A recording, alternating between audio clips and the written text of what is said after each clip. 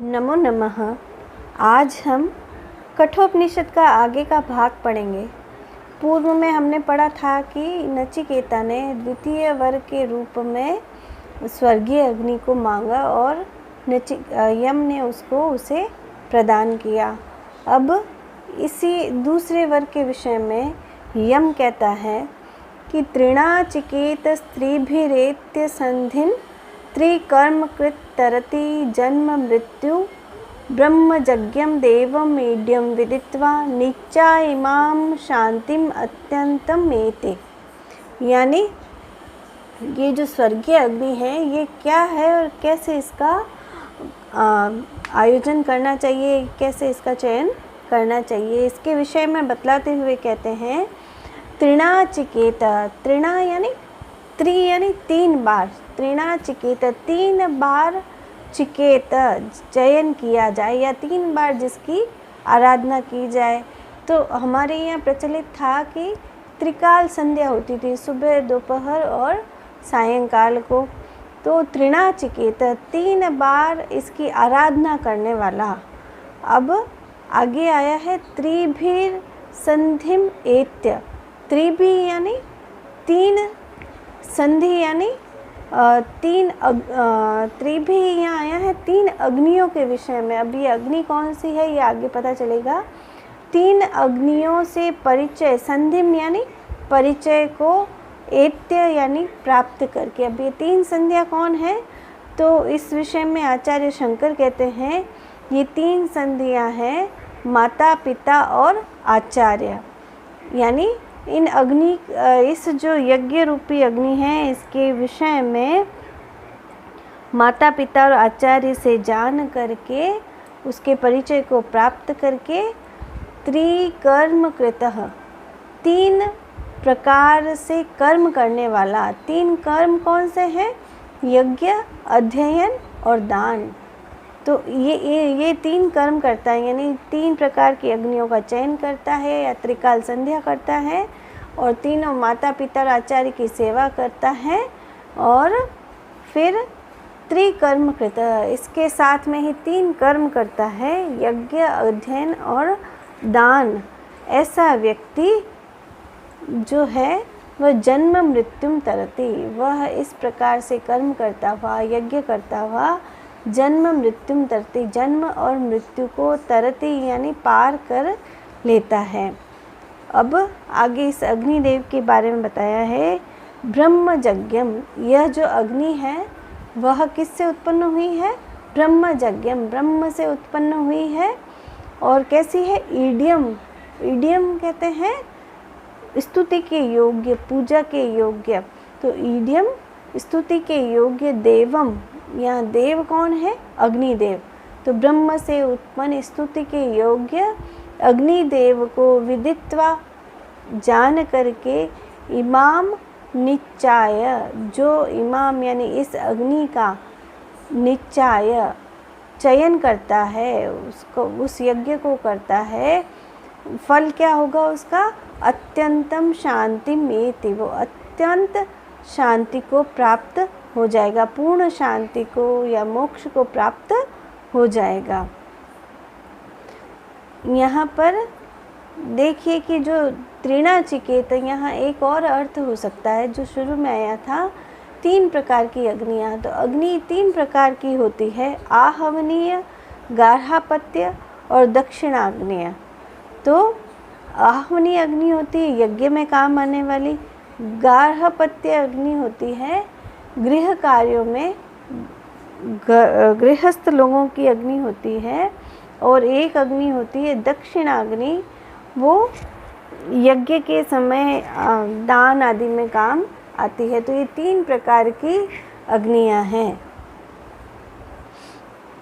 तो इसमें देखिए वह अब नचिकेता क्या कर रहा है इस श्लोक में कि उसको और अधिक अच्छी तरह से उस अग्नि के विषय में समझाता है कि लोक में किस प्रकार से इस स्वर्गीय अग्नि का चयन किया जाए और इस अग्नि का फल क्या होगा कि इमाम निचायम, इसका चयन करके अत्यंतम शांति मेति, अत्यंतम अत्यधिक शांति यानी शांति को एति प्राप्त कर लेता है।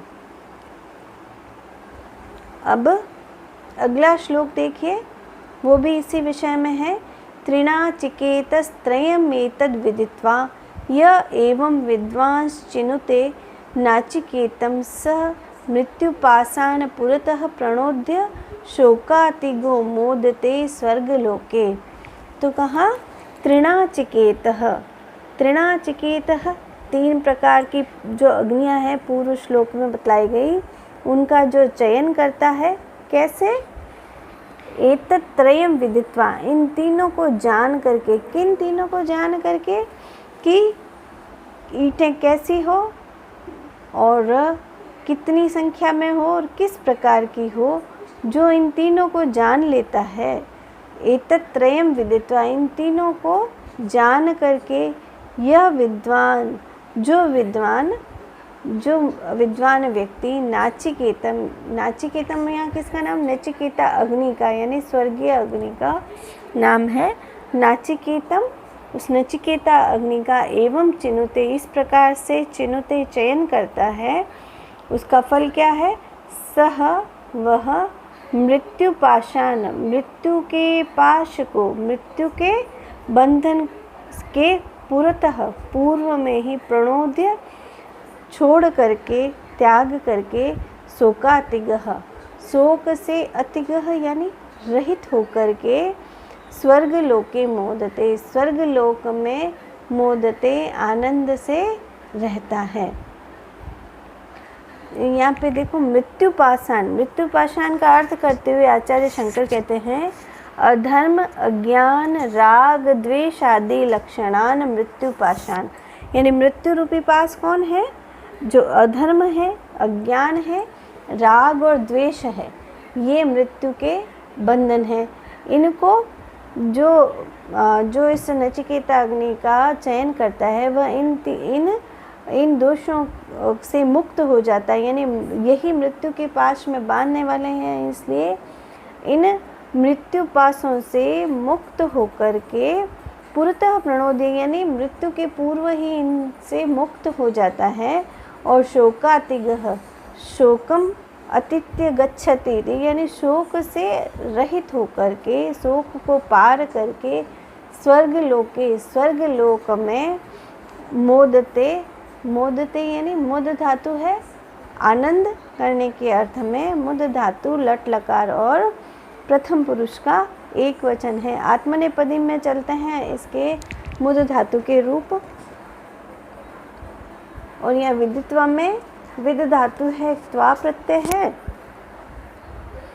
तो इस प्रकार से अब यहाँ पे स्वर्गीय अग्नि का प्रसंग समाप्त होता है। तो पहले नचिकेता ने वर मांगा, फिर यम ने ब्रह्म दिया, यम ने इस नचिकेता अग्नि का ज्ञान दिया, और उसके बाद में इसने इन 2 श्लोकों में इस स्वर्गीय अग्नि की विशेषता बतलाई और किस प्रकार से इसका चयन करता है और इसका लाभ क्या है, यह इन 2 श्लोकों, इन 2 मंत्रों में बतलाया गया है। अब ये दोनों मोस्ट इम्पॉर्टेंट श्लोक हैं, सामान्यतः परीक्षाओं में पूछे ही जाते हैं। अब देखिए अगला श्लोक, एष ते अग्निर्नचिकेतः स्वर्ग्यो यम वृणीथा द्वितीयेन वरेण एतम अग्निं तवेव प्रवक्ष्यन्ति जनासः तृतीयं वरम नचिकेतो वृष्णिष्व। तो अब यम कहता है कि एष ते अग्निर्नचिकेतः स्वर्ग्यो, कि हे नचिकेतः, एष ते स्वर्गीय अग्नि, यह अब स्वर्गीय अग्नि तुम्हारी है। यम द्वितीयेन वरेण अवृणीथाः, यम जिसको द्वितीयेन वरेण दूसरे वर से अवृणीथाः तुमने मांगा था, और जनासः, जनासः मनुष्य लोग, जो लोक में, जो पृथ्वी लोक में जो मनुष्य होंगे, एतम अग्निम तव एव प्रवक्ष्यन्ति, इस अग्नि को तुम्हारी ही नाम से जानेंगे। नचिकेतः तृतीयं वरम वृणीष्व, हे नचिकेता तृतीयं वरम, तीसरा वर वृणीष्व, तुम अब इस तीसरे वर को मांग लो। यानी कि ये भी तो दूसरे वर के रूप में जो स्वर्गीय अग्नि को तुमने मांगा था वह अब तुम्हारी हो गई। और जनासह, लोग, जनता है या मनुष्य है, वो एतम अग्नि, इस अग्नि को तब एव प्रवक्ष्यन्ति, तुम्हारे ही नाम से जानेंगी। नचिकेतः, हे नचिकेता, अब जो तुम्हारा तीसरा वर है उसको तुम मांग लो। यहाँ पर देखो जनासह प्रयोग हुआ है। ये जनासह प्रयोग वैदिक प्रयोग है, यानी वैदिक संस्कृत में इसका प्रयोग होता था, लौकिक संस्कृत में इसका प्रयोग प्राप्त नहीं होता है। जनासह के स्थान पर जनाह प्रयुक्त होता है।